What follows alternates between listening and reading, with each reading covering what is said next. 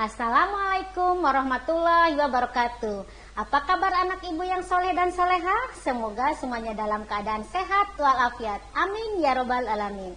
Dalam masa pandemi ini atau corona, anak-anak harus tetap semangat belajar ya sayang, agar tercapai cita-citanya. Tapi tetap kita harus mematuhi protokol kesehatan. Apa saja coba protokol kesehatan itu? Yaitu ada yang 3M ya sayang ya.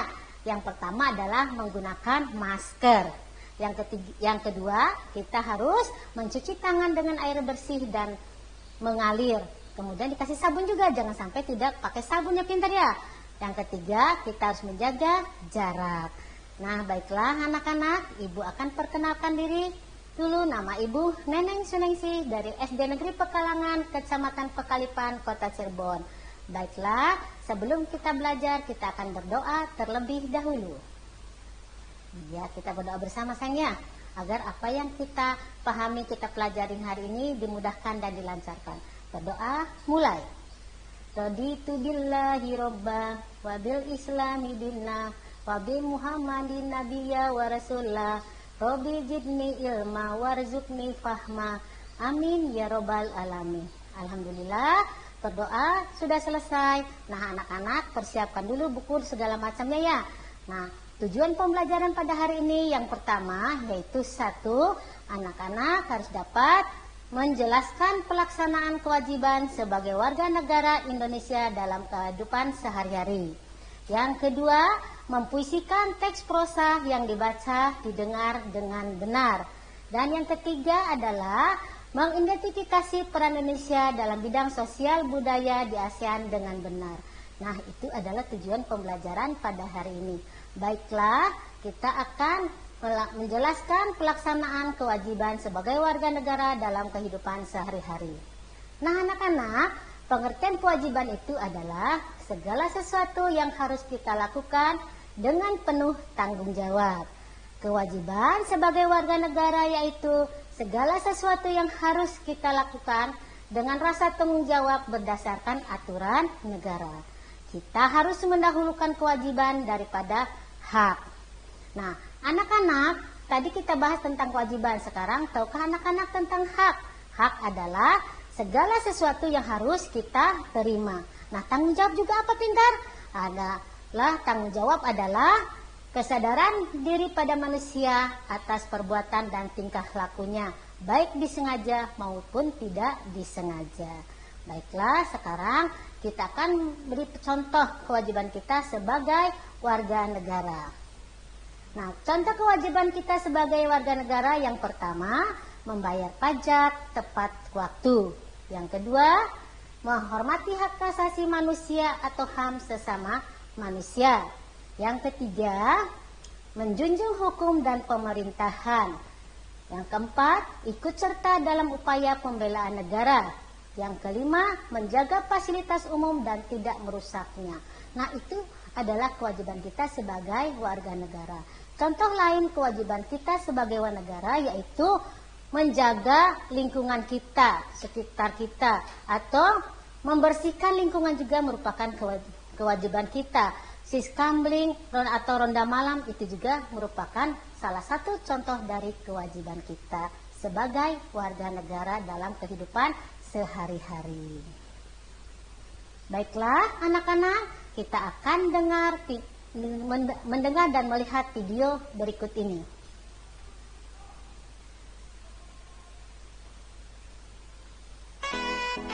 Anak-anak, yang pertama akan kita bahas yaitu tentang puisi. Puisi adalah jenis sastra yang bahasanya menggunakan majas-majas atau gaya bahasa, misalnya kiasan atau penggambaran. Makna dalam tiap baris kalimatnya bukanlah makna sebenarnya, melainkan perlu penafsiran terlebih dahulu. Kata-kata dalam puisi dipilih dan ditata dengan cermat untuk membangun keindahan, sehingga mampu membangkitkan kesadaran orang akan suatu penggalan melalui bunyi, irama, dan makna khususnya. Berdasarkan bentuknya, puisi terbagi dua. Yang pertama adalah puisi lama yang memiliki karakteristik seperti bersifat anonim atau tidak diketahui nama pengarangnya. Kemudian, terikat jumlah bait, baris, suku kata, maupun rima. Disampaikan dari mulut ke mulut dalam masyarakat. Contohnya, pantun dan syair. Contoh puisi lama. Yang pertama, syair. Pada zaman dahulu kala, tersebutlah sebuah cerita, sebuah negeri yang aman sentosa, dipimpin sang raja nan bijaksana. Nah anak-anak, ciri-ciri syair itu semua baris mengandung isi, memiliki rima a, dan berisi cerita atau pesan. Selanjutnya, contoh puisi lama yaitu pantun. Kalau ada jarum patah, jangan dimasukkan ke dalam peti. Kalau ada kataku yang salah, jangan dimasukkan ke dalam hati. Nah anak-anak, pantun yang tadi Ibu bacakan memiliki ciri-ciri. Baris ke-1 dan ke-2 mengandung sampiran, sedangkan baris ke-3 dan ke-4 mengandung isi. Lalu berima A, B. Yang kedua, puisi baru. Puisi baru adalah jenis puisi yang bebas dan tidak terikat oleh aturan tertentu, seperti jumlah kata, suku kata, baris, ritme, atau jumlah bait dalam penulisannya. Puisi ini sering disebut juga puisi modern. Mari kita simak contoh puisi baru. Ayahku, betapa besar jasamu, tidak kenal lelah bekerja, membanting tulang demi keluarga, demi anak-anak dan istrimu. Terima kasih ayahku, engkau selalu membimbingku. Semoga Tuhan selalu melindungimu, menghantarkan langkahku menuju masa depan yang gemilang. Pembahasan selanjutnya adalah prosa. Prosa adalah karya sastra yang berbentuk cerita dan tidak mengandung rima. Prosa cenderung menggunakan bahasa sehari-hari yang tidak terlalu banyak menggunakan majas seperti puisi.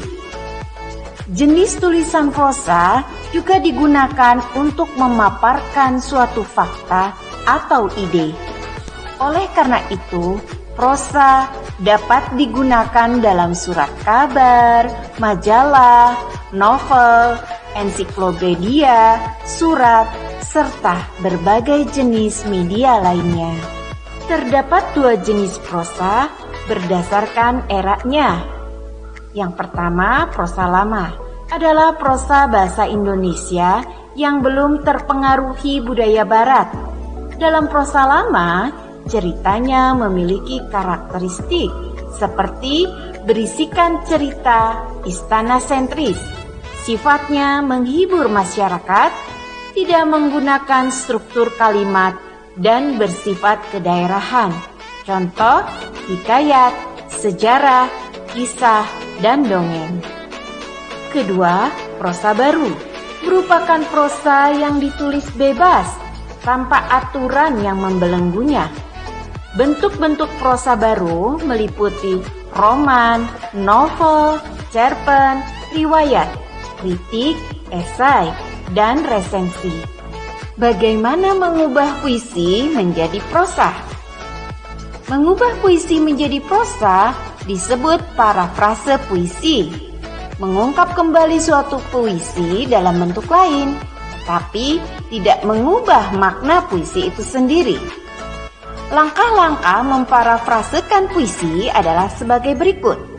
Yang pertama, membaca puisi tersebut secara cermat. Kedua, memperhatikan kata-kata yang sulit dalam puisi tersebut. Yang ketiga, mengungkapkan isi puisi tersebut berdasarkan kata-kata sulit itu. Perhatikan contoh parafrase berikut ini. Tuhan telah menegurmu. Tuhan telah menegurmu dengan cukup sopan lewat anak-anak yang kelaparan. Tuhan telah menegurmu dengan cukup sopan lewat semayup suara azan oleh Apip Mustafa. Setelah diparafrasekan menjadi Tuhan telah menegurmu. Tahukah Tuhan kini telah menegurmu, hai manusia, dengan cukup sopan lewat perut anak-anak jalanan yang kelaparan. Dengarkan, Tuhan telah menegurmu lagi dengan cukup sopan lewat semayup atau kumandang suara azan. Ya, baiklah, tadi kita telah belajar karakteristik prosa dan puisi. Pada dasarnya, perbedaan prosa dan puisi itu adalah pada sifatnya. Kalau prosa bersifat realistis atau pragmatis, sedangkan kalau puisi bersifat kiasan atau gambaran. Nah, mengubah bentuk puisi ke dalam prosa dikatakan dengan parafrase. Baiklah, sekarang Ibu akan coba contohkan mempuisikan suatu prosa. Judulnya, Tanggung Jawab Sebagai Anak. Aku adalah seorang anak. Belajar adalah tanggung jawabku. Membantu orang tua adalah kewajibanku. Semua itu kulakukan dengan penuh keikhlasan. Walau ku kadang malas, tapi ku selalu ingat perintah orang tuaku yang mengajariku sejak kecil agar rajin dan tidak menjadi pemalas. Aku kebanggaan orang tuaku, tak lelah untuk menggapai cita-citaku. Rajin adalah pelopor hidupku. Kebahagiaan mereka adalah tujuanku. Nah, anak-anak, itu cara mempuisikan suatu prosa. Baiklah, sekarang kita akan belajar peran Indonesia di bidang sosial budaya di ASEAN. Peran Indonesia di ASEAN diantaranya adalah 1. Di bidang pendidikan, yang kedua di bidang politik, yang ketiga bidang sosial, dan yang keempat di bidang ekonomi. Baiklah, sekarang kita akan belajar tentang di bidang sosial budaya. Nah, peran Indonesia di bidang sosial budaya di dalam ASEAN ya anak-anak ya. Tujuan kerjasama bidang sosial budaya antar negara ASEAN adalah agar tercipta kerukunan dan kemajuan bersama negara-negara di Asia Tenggara. Baiklah, sekarang kita akan mendengarkan videonya.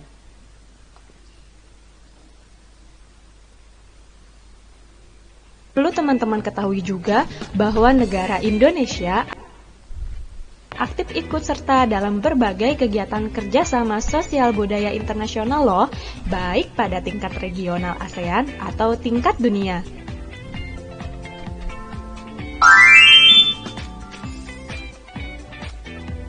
Oke teman-teman, berikut adalah kerjasama Indonesia dengan negara-negara ASEAN di bidang sosial. Bentuk kerjasama yang pertama yaitu memberikan bantuan kemanusiaan. Peran Indonesia dalam kerjasama ini yaitu Indonesia mengirimkan bantuan kepada negara-negara yang dilanda bencana alam atau konflik. Contohnya, Indonesia mengirimkan bantuan kemanusiaan untuk korban topan Haiyan di Filipina.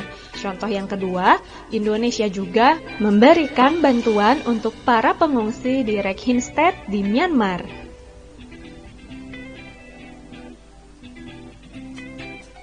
Nah, kerjasama di bidang sosial yang selanjutnya yaitu Indonesia dan beberapa negara lain melakukan upaya untuk menangkal menyebarnya virus flu burung. Nah teman-teman, pada saat wabah flu burung melanda Indonesia, Indonesia saling tukar informasi dengan negara lain mengenai cara memberantas penyebaran virus flu burung.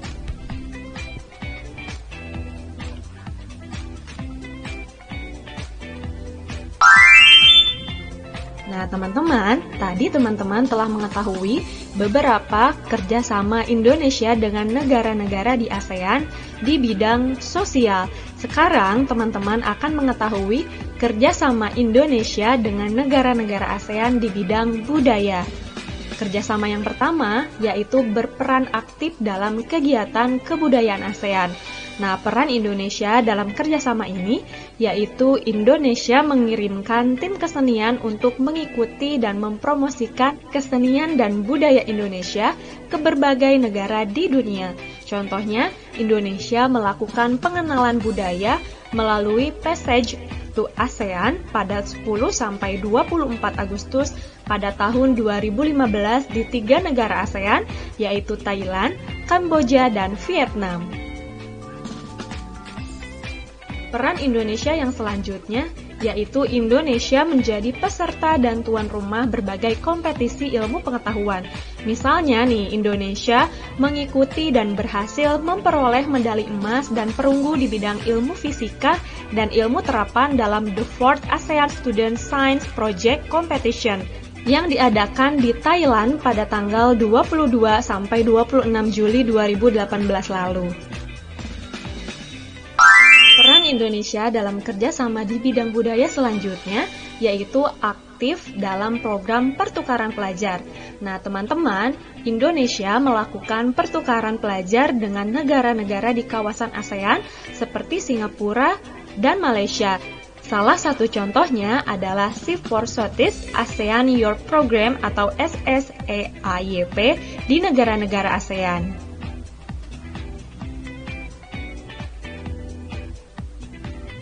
Oke teman-teman, peran Indonesia dalam kerjasama dengan negara-negara ASEAN di bidang budaya selanjutnya, yaitu Indonesia menjadi peserta dan tuan rumah berbagai ajang olahraga regional.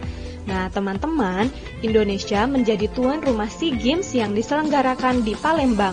Indonesia juga pernah berpartisipasi dalam event yang diselenggarakan ASEAN Football Federation atau AFF, seperti AFF U16 dan AFF U19. Ya, anak-anak, baiklah.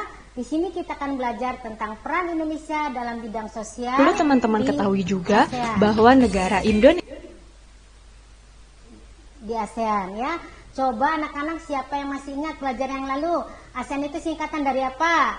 ASEAN adalah Association of Southeast Asian Nations. ASEAN juga merupakan perhimpunan bangsa-bangsa se-Asia Tenggara. Biasanya, nah ASEAN berdiri pada tanggal 8 Agustus 1967 di Bangkok, Thailand. Nah, berdirinya ASEAN itu yaitu dengan diperkasai oleh 5 negara. Yang pertama, Indonesia diwakili oleh Adam Malik.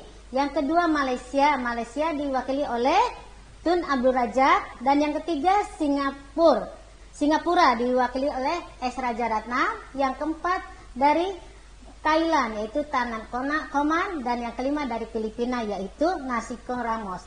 Nah, di sini anak-anak tadi udah ada videonya ya sayang, peran Indonesia dalam bidang sosial dan budaya. Apa saja sayang diantaranya? Yaitu ada katanya membantu kemanusiaan, pertukaran pelajar ya sayang. Nah, Indonesia juga pernah menjadi tuan rumah SEA Games di Palembang biasanya. Nah, itu adalah peran Indonesia dalam bidang sosial dan budaya di ASEAN. Baiklah, Ibu akan berikan kesimpulan pada hari ini, yaitu kewajiban sebagai warga negara merupakan segala sesuatu yang harus kita lakukan yang didasarkan peraturan negara. Kewajiban serta hak harus dilakukan secara seimbang. Sama halnya ketika kita akan memposisikan sebuah prosa harus dapat menyeimbangkan kata kiasan yang kita gunakan. Nah, kewajiban sebagai anggota ASEAN pun diperankan oleh negara Indonesia dengan melakukan berbagai kegiatan sehingga saling menjaga kerukunan dan saling membantu demi kemajuan semua negara-negara ASEAN. Baiklah anak-anak, Semoga dapat bermanfaat apa yang kita pelajari hari ini. Dan anak-anak jangan lupa absennya juga ya sayang ya. Pokoknya anak-anak tetap harus belajar dan tetap semangat. Wabillahi taufiq wal hidayah. Wassalamualaikum warahmatullahi wabarakatuh.